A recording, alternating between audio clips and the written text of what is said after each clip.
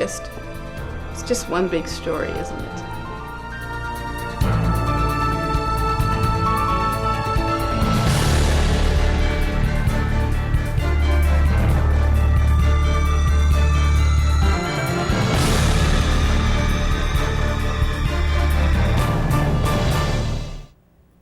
Hello everyone, welcome to The Story Connection. I'm your host, Donna Wilberg. Everyone has a story to tell, but not everyone's story reads like a fairy tale. Today we're sharing a story that contains disturbing content, and we ask that you watch at your own discretion. We're here with Rick Stevens, the original co-lead singer of the world-renowned Tower of Power band. Before we introduce you to Rick, we'd like to take you back to 1969 for a fictional depiction of our story.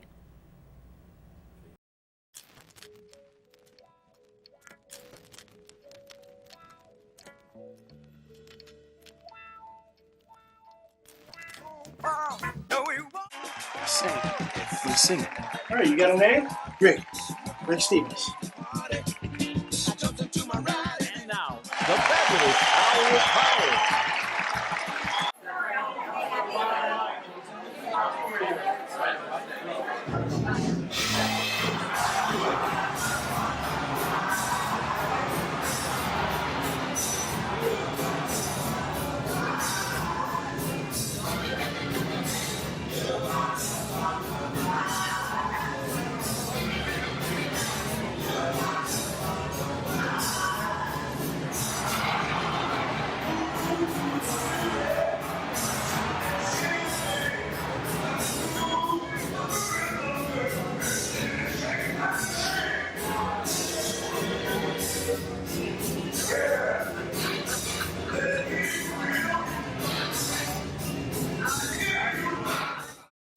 Sex, drugs, and rock and roll, the 60s claim to fame.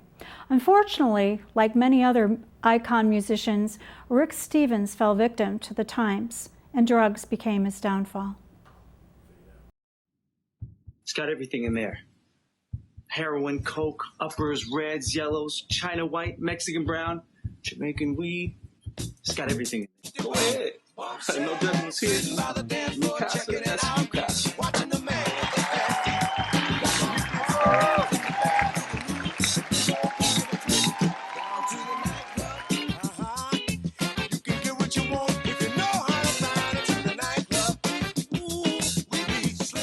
You owe us quite a bit of bread. We want you to distribute for us. See, we got 3 schools right next to each other. Kids, man. Just kids.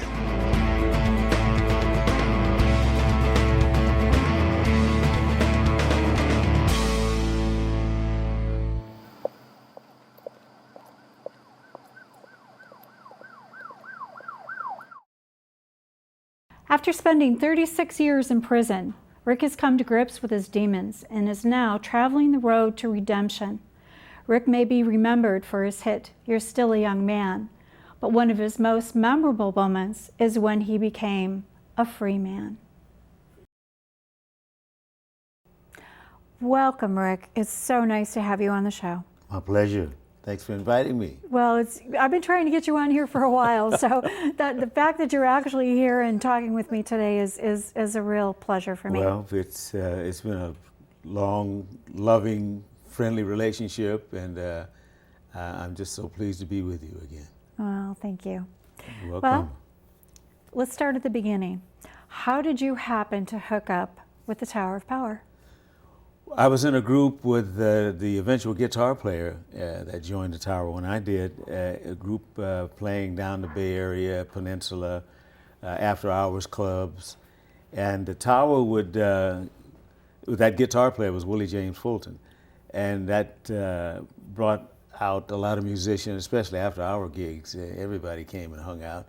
And the Tower, being that they were 16, 17 years old, quite a few of them in the band at that time, they would call themselves the Motowns, they called themselves the Black Orpheus, until we eventually chose the name Tower of Power off of a list of names. And they would sneak in the club, and they'd bring their horns, and we were playing primarily the same music that that group at that time was playing. We're doing James Brown and Otis and Wilson Pickett, and whatever top 40 tune was hot, we do it. And so would the Tower, because they were playing skating rinks and parties and what have you, teenage gigs. And so it just became just eventually just fate that we would all meet. And at that time, Mimi's brother Jack was leaving the band. He was the drummer, and the guitar player Jody Lopez was leaving. So I joined along with Willie James. David Garibaldi was just getting out of the service. Greg Adams was joined on trumpet. So it all just kind of come together like destiny. Yeah. So when you changed the name, were you about to go into a recording studio, or is that why you changed the name to Tower of Power, or how did that come about? No, it just seemed like there was a lot of name changes. I had gone through quite a few groups. I had my group Rick and the Ravens, and the group at the time with me and Willie James was called Stuff, and it was a 4-piece rhythm section, just hot. And the Tower loved us, and we loved the Tower, especially when they brought their horns and sat in with us. It was just a great mix, great combination of musicianship and soul and funky music. Oh, fun. So how long was it before you cut your first record with them? When we joined forces, when the actual group that you saw on East Bay Grease and on Bump City and later groups until there was a gazillion changes, it was probably about a year. I think we did East Bay Grease in 1969, maybe 70, I'm not sure, but it was during that heyday. Yeah. And before you know it, there it was, and Sparkling in the Sand just took off, gave us some notoriety. We hooked up with Santana, we hooked up with Creedence Clearwater Revival, and Aretha saw us at a NAMM show. She chose us to be, she told Bigger, child, I want that band on tour with me. So it was just a good karma that we had at the time, and good musicianship, and everybody respected us and liked our sound. So like I say, Carlos and the boys and the Fogartys, they took us under their wings, and it was the exposure we needed. Yeah. I heard Aretha kind of took a shine to you. Aretha, bless her heart. Yes, Lord, but it was, I was just ripping and running, you know, and so it was not to be, bless her heart. Oh. Well, I hate to get to the dark stuff, but how did your career sort of dissolve once you got into drugs? How did that all come about? I started using serious drugs, heroin and cocaine, methamphetamines. It was probably 1968, that era. And by the time it came about with the Tower and hobnobbing with Janis Joplin, Jimi Hendrix, and all the majors that were happening at the time. Not Aretha, she's cool. she didn't play none of that stuff. But everybody in the business, the environment was so prevalent drug-wise that I got caught up in it. And before you know it, there I was, snorting and shooting up like a jackass in a jumpsuit with the rest of them. Wow.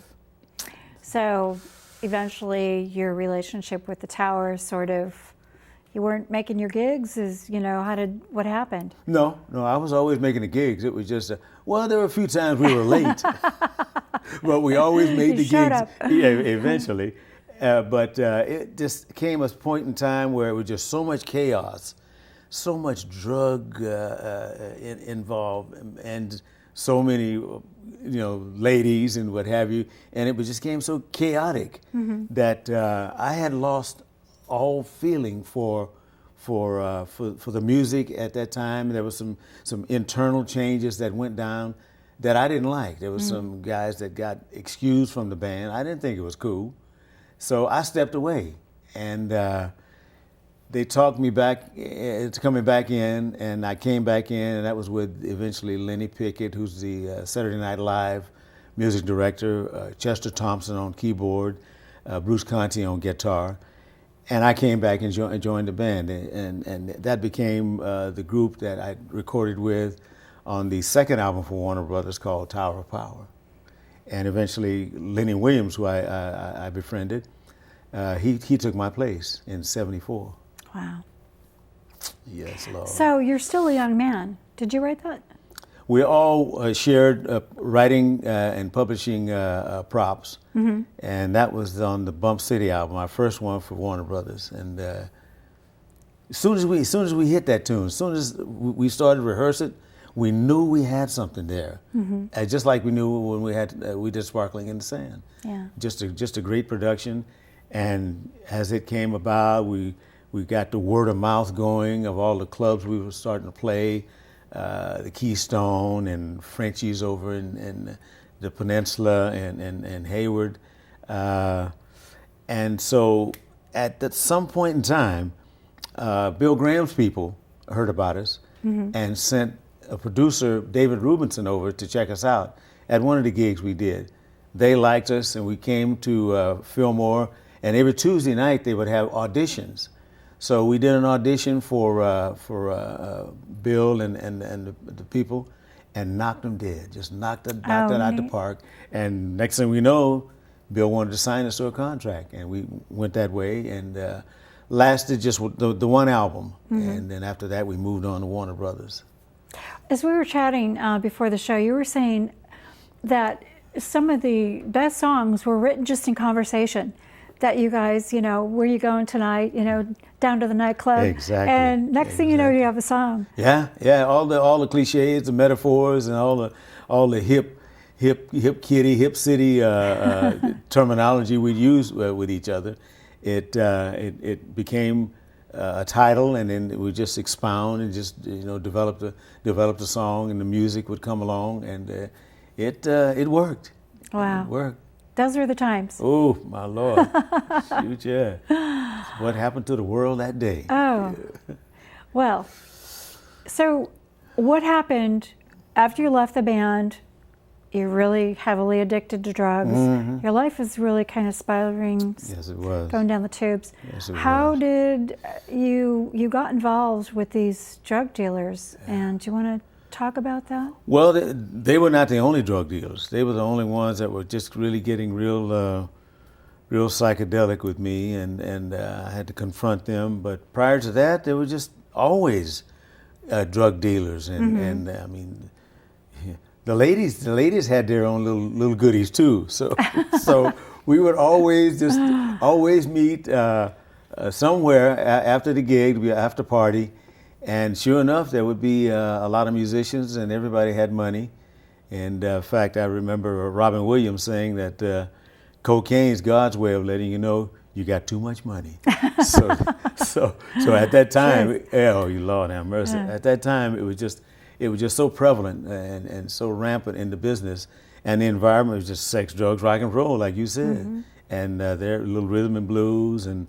The Latin salsa thing started kicking in with, Pete, Sheila Escovedo, Coke Escovedo, Malo, Azteca, all those groups, War, all those groups were just a part of the whole rock and roll, rhythm and blues, different genres that were happening, and the people loved it.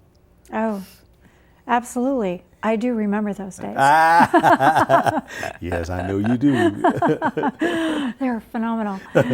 Oh, so, I've known you for quite some time now, and, you're so positive. You're such a sparkly person. Amen.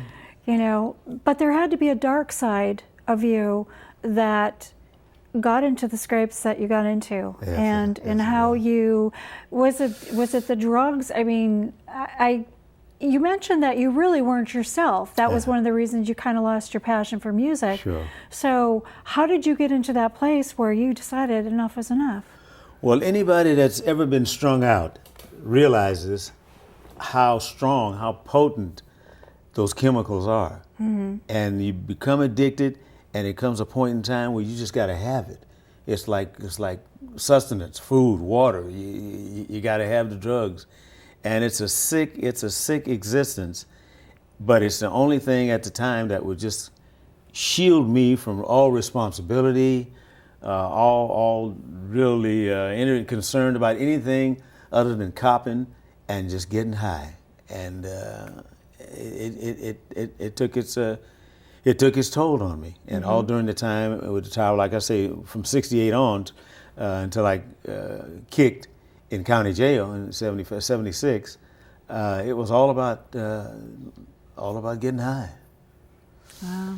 Jackass in a jumpsuit is that's how I like to call myself, running around. So, what was the final straw? What just made you so crazy that you decided that these people just had to go away? Well, it was definitely craziness. The whole concept of getting loaded and trying to survive and exist.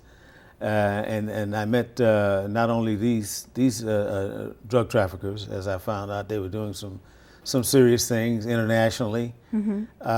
It came to a point in time where I just had to confront them about the threats and all the violence that they were talking about doing to me and my family. Mm-hmm. They wanted me to sell drugs or sell guns, and they were doing their trip at schools, selling whatever their goodies were. Yeah. And I just refused to do that. And came a point in time when I just had to confront them and devised a plan to meet with them. And when I did get to the house, all hell broke loose. Yeah. I made some terrible, tragic mistakes, which I have been trying to make amends for and pay back for, and just ask forgiveness. Mm-hmm. And nothing nice. It's nothing nice. Yeah. Wow. So you were convicted? Oh yes. You went to prison? Given the death penalty. Let's talk about that, because we had Darren and I, Darren Shepard, who produced some short film on your life. Mm-hmm. We were reading the transcripts, and there was some crazy stuff that went on. I mean, you were given the death penalty. What happened that overturned that? The Supreme Court, bless their hearts. They found the death penalty cruel, unusual punishment, the Eighth Amendment, and there was quite a few other states. I think it was Alabama, Maryland, Virginia. It's about 3 or 4 states that the U.S. Supremes, in conjunction with the California Supreme Court, mm-hmm. found it to be unconstitutional. Wasn't there a narrow margin, though, between when you were sentenced and when that was supposed to transpire? Yeah, it was not too long, because as I was on my way to death row, the transportation officers got word that, hey, bring that singer back here. The Supreme Court just overturned the death penalty. Yeah. So before you know it, there I am back in county jail, and went to my resentencing with Judge John S. McInerney, a great jurist, and he's retired now, just a great human being. He said to me in the resentencing, he says, Mr. Stevenson, I'm happy that I don't have to sentence you to San Quentin's gas chamber again, but I'm going to sentence you to new life. And your sentence now is 7 to life. And if you would, do the court a favor, whereas the district attorney or myself would not be able to get people's attention to the downfalls and the detriment of drugs. Mm. So if you would, go to prison and be an evangel for me, if you would. And little did he know that's exactly what I did when I went to the joint. Yeah. 36 years, groups and positive. I re-educated myself. Mm-hmm. Just all the therapy and everything, the things I had to come to grips with about me as a human being, and all the time kicking and cleaning up, and that's when I got slapped on my knees and found my Lord and Savior, accepted the Lord in my heart, and my whole life changed. Compliments of Judge Mack and just everybody.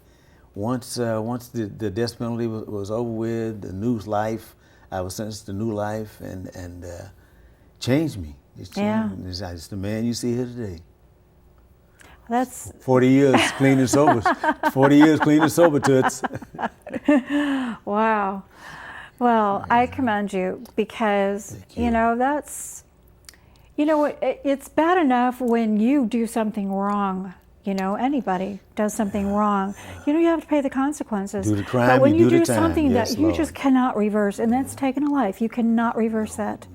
Whether it's through murder or through a vehicle accident or whatever, you can't reverse that. So that's something that you've been living with for so long. How do you do that?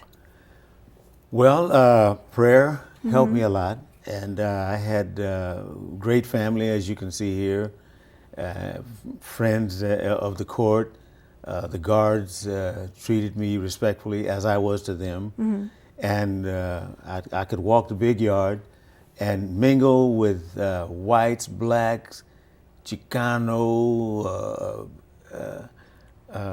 Asians, Samoans, just anybody and everybody, because of the music. Yeah. And it was like, that's what had my back. The Lord had my back. Yeah. And it was the music that gave me the credibility, the props, Yeah. to be able to just go into any weight pile and be accepted. Yeah. And not have to just, quite naturally, I'm going to use my peripheral vision, but like I say, the music, I know who was welcoming me and who was kind of shady, so Yeah. I'd shy away from that. But it was quite the thing. But like from the very beginning, I took responsibility for what I did, and like I say, you do the crime, you do the time, and Lord knows I did some time. But No, you were denied parole a few. How come? 17 times. It was always some technicality that they would find for now. Why now? I never got a infraction. They call them 115s or write-ups. All through my stay in the joint, I never got a write-up. Stayed clean and clear, and that's what eventually worked on my behalf when I found the right lawyer, Peter J. Bolden, out of Sacramento. What a guy! And he kept petitioning the courts because the technicalities they were using were totally illegal. Oh boy. Oh yeah, and they would find me unsuitable based on they couldn't charge me for anything other than the crime. Yeah. And the California Supreme Court had already ruled that you cannot use the crime because that's never going to change. But I changed. So eventually, Peter found the law that benefited me, and Santa Clara County judge, found that if the board didn't do their job as finding me suitable, the court would take jurisdiction over my case. And the next thing you know, next time I went, I found suitable. Oh, good. So I was home free. And then Judge Brown signed my parole plans. He was the governor when I came into prison. He was the governor when I left prison. So, amen. Great man. Well, we're almost out of time, believe it or not, but we're gonna do two parts, so Oh. we're gonna bring you back. But it's time for us to give our information. So why don't you tell everybody where they can contact you, including those agents and scouts that need to get you on the stage. Come on with it. Well, you can always reach out to me on Facebook or Twitter account. It's You're Still a Young Man, YSAM, whatever You're Still a Young Man turns out to be alphabetically. And I have, I'm on Facebook, rickstevens.com. You can always reach out and touch me. So if you would, please, I would certainly appreciate it. Wonderful. Okay, well, we need to give a little bit of information about the Story Connection. The Story Connection airs the second and fourth Thursday at 9:30 p.m. Pacific Standard Time. Our companion show, Paranormal Connection, airs the first and third Thursdays of each month. Each episode repeats the following Friday at 1:30 p.m. and Saturday at 5:30 a.m. Watch these programs online at the same airtimes by going to accesssacramento.org and clicking Watch 17. In the Sacramento region, you can see us on Comcast Channel 17 and on AT&T Channel 99. You can find previously aired shows on the Story Connection YouTube channel. For information on upcoming shows and previous Story Connection guests, go to storyconnectiontv.blogspot.com. You can contact us at storyconnectiontv@gmail.com, and don't forget, find us on Facebook, become a friend, and become a fan. we've only got a couple minutes left, but I would like, just as a treat, can you just sing a few bars of You're Still a Young Man? Just melt my heart, Rick. Oh, shucks. You already melted mine a long time ago. So it says, you're still a young man, baby. Ooh, don't waste your time. You're still a young lady. Donna, ooh, don't waste your time. And if you want to hear the rest of it, buy the record. I love it.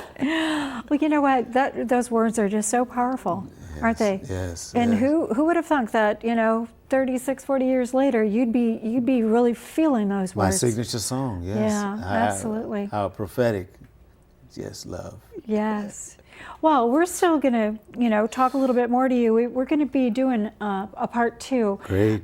Yes. So we want you to join us next time on Story Connection for part 2 of our interview with the legendary singer, Rick Stevens. Have mercy. Yes. But I'd like to thank you for coming on and sharing your story, because it's not easy to talk about, is it? No. Some parts are just very, very deep. Yeah. And thank you for carrying me along the way you have, and it's my pleasure. You're welcome. Oh, great to have you here. Well, I'd like to thank my wonderful, fabulous, illustrious crew, Rick, David, Laureen, Tony. You guys are fabulous, and without your help, we could not be putting on the show today. So I appreciate you more than you'll ever know. So check out my books at donnawoolberg.com. We've got The Red Chair, The Gray Door, The Black Dress is coming out in November. And let's end the show with just one last question, and that is, what's your story? Good night, everybody.